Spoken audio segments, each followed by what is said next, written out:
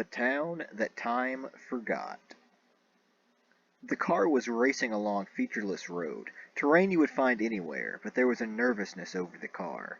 I don't know where he came from. Well, I guess literally I know where he came from, but damn, I guess they found a way to follow us. We did escape from their town where they were going to oblige the mountain. Don't make an excuse for these people for abducting us. Not an excuse, just a why. Shit, they must have been following us for some while. That explosion from the mountain must have awakened some sort of revenge or survival motive in these people. The revenge part was obvious. They were contained to satiate some sort of mountain deity, but now a survival was what she called it. Their town was destroyed by flame and they attribute that to us? They were forced from their town by powers outside of their own in a similar way that I had to leave my hometown. Only they blamed that fact upon us, their would-be captives. Their car slowed as the path became more and more forested, almost as if the road would come to an end soon. The car broke through the forest into what looked like a small campground of some sort. A giant statue stood in the middle, the only sign of civilization that could be found. Philemon drove his car to the other side of this statue and quickly glanced around this place surrounded on all sides by forest. There were stacks of bricks lying around in vaguely rectangular shapes, grass grown all around them. Some telltale signs that this area may have been inhabited once upon a time. What are we going to do now, Phil? We'll see what we can find past all this brush. Philemon grabbed a large blade and surveyed the area of forest beyond the statue. Some back road out, or a path they could get their car through. It wasn't long before he found a path out of the town, and cut the brush blocking it. He only worried how much brush he would find later on down the trail, and if the trail would lead to a still-maintained road or town down the line. He returned his large blade to his car and was ready to begin traveling anew when he heard a voice behind him. "Hello, traveler!" Philemon turned from his car, hand already hovering above his holster. "No need to be so quick on the draw, traveler. I'm unarmed and I mean you no harm."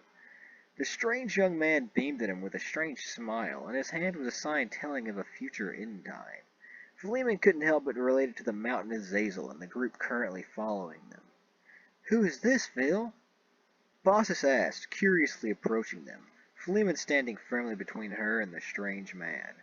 "Oh, sorry, I forgot to introduce myself. The name is Douglas Suncost. I'm just passing through myself. I've always been intrigued by towns like this. It's hard not to try and imagine how the citizens in a place like this used to live here before, it being abandoned. But that just introduces more questions. Why did it get abandoned? What caused that end of things to come about, as it were? Maybe there was just a reason to move away en masse. Ecological problems here, or jobs in a city elsewhere." Douglas continued to beam that smile at them. No change in emotion or expression of the face. Philemon in turn just glared back at him, while Baucis talked to him. "Yeah, but those towns as well, wouldn't they also be in turn on their way to an inevitable end as well? Like all society?" "Yeah, but that could be generations from now. People's lives come and go faster in most cases than the bricks they use to build their structures. That still standing statue proves that." "But if there is always that threat of an end, then how is one supposed to be a part of a town?" "Well, one, they don't have to be. They can just travel around or find some fulfillment besides that."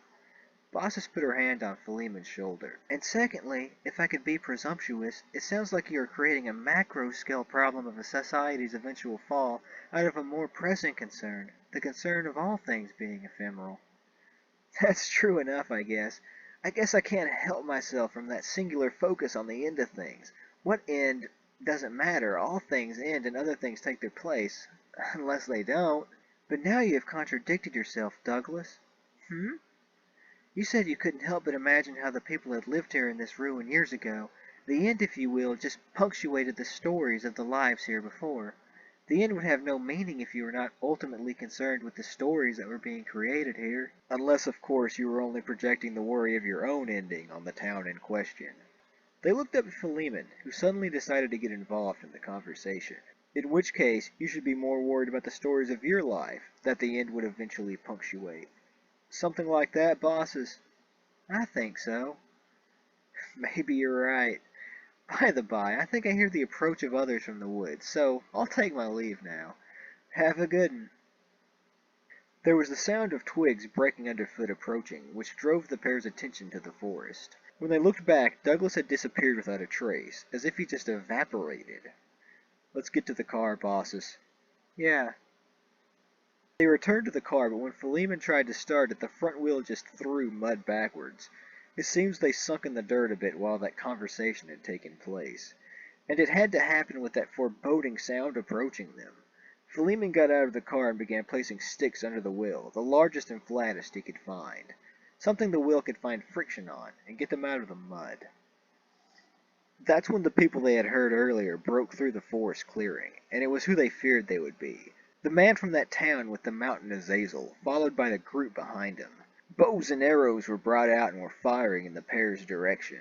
Philemon dropped low to the ground, finding some cover behind his car. He kept his head low as he tried to find an opening to jump back into the driver's seat, when an explosion rang out. Baucis was in the back seat of the car with his hunting rifle, shooting in the direction of the attackers, providing cover fire.